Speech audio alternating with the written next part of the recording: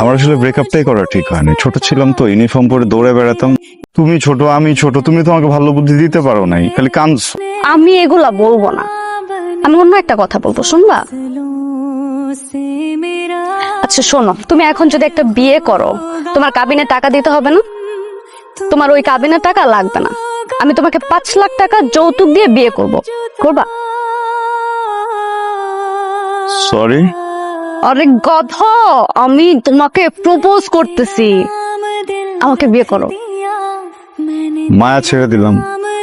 Sorry? 5 লক্ষ টাকার মায়া ছেড়ে দিলাম।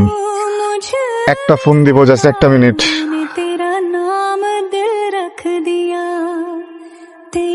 হ্যালো বাবু, বাবু আমি যেখানে লাইভ লোকেশন দেই ওখানে চলে আয়, বুঝছো? চেষ্টা করতেছি।